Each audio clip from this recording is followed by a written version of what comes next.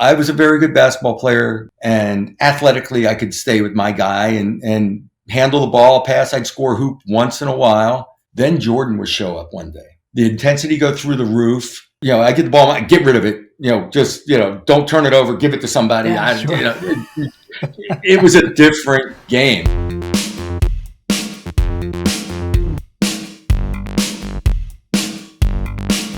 Who carries himself the way that Tom did when you were playing together?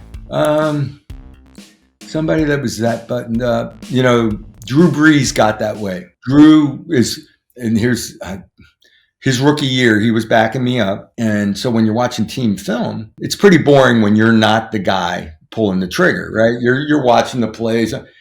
Drew could fall asleep anywhere, anytime, rookie year.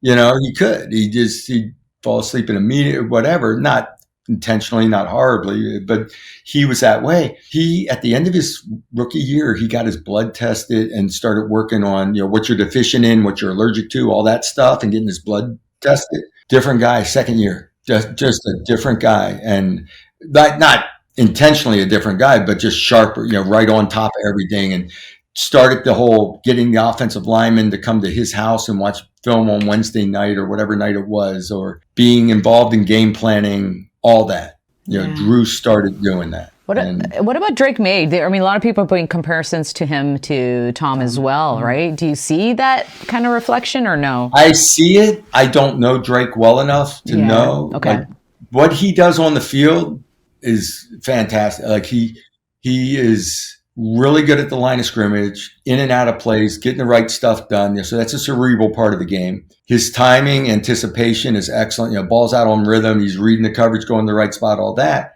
And then when things break down, he's athletic. He made a throw. I remember, I forget who they were playing. He's moving to his right and should have, just physically not been able to make the throw he made. It was only like a 10-yard gain or something to the right. But it was a key play in that game that helped them win.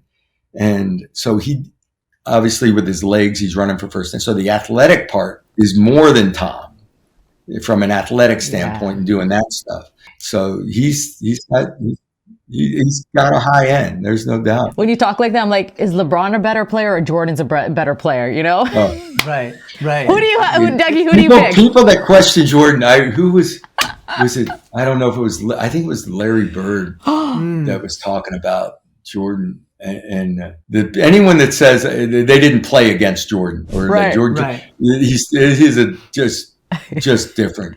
It's a different beast. That was prime my generation. So we were about the same age. So when I was going pro, he coming out of North Carolina, and I just marveled, the way he would take over. He went out and played 36 holes of golf, smoke guys for big money on the golf course, and then go and score 60 that night or 40 or 50 or whatever it was. Man. It was unbelievable. And then he's the Patrick Mahomes, where Brady was the Larry Bird. Right? Exactly. Where Brady was the cerebral, where Bird would go out and score 26 points because I'm going to play left-handed tonight and score 20 left-handed points. Right. And be able to do all this stuff when he shouldn't be able to athletically, it looked like, but just smarter. Those conversations become generational things, man. Sometimes you just got to let the younger generation know. You got to remind them. Yeah. Jordan, where greatness lies. He's the best. Jordan would take over a game. Okay, same, 100%. I played. I was with the Chicago Bears rookie year, second season actually, and I think it was the strike season. So we had time. We started playing pickup basketball with the Bulls as they were getting ready for the upcoming season. So there's Scottie Pippen and holy shit, that whole group, right? Yeah. So I'm covering Sedell Threed, who was actually a Los Angeles Lakers for most of his career. He was there.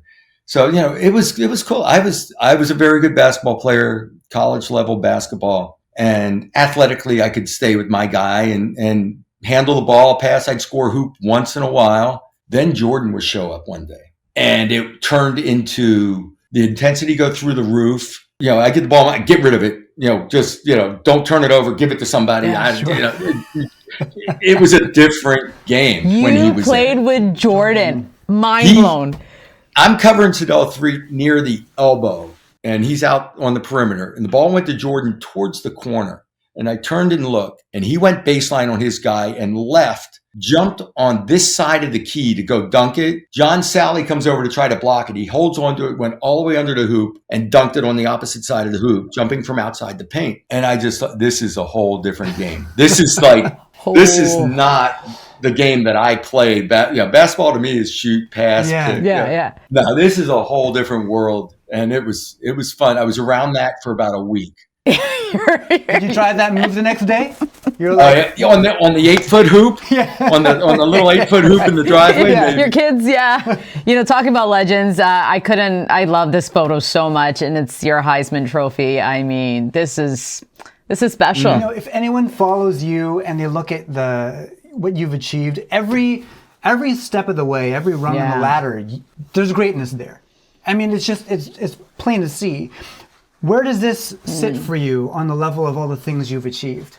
I think it's the one, to me, my return to the NFL and getting to a Pro Bowl and reestablishing or being successful at the NFL level, that was very important to me. The Heisman was so special because it was something that was so unattainable to me. I was not a highly recruited kid. I was an Ivy League type kid, going to go to Harvard or Brown, and then I happened to get a Division I scholarship. But the bonds that group of guys that we went through Boston College together, they hadn't been to a bowl in 41 years. And we were beating teams like Penn State, Miami, 2-0 against Alabama, just stupid stuff that we didn't know we shouldn't be able to do.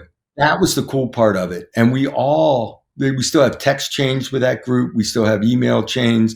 We know about each other's kids that are playing lacrosse, doing whatever, and it's such that time period and that group of guys was so special. And that's what the Heisman represents to me, is that group of guys, because we were not supposed to be doing the things we were doing.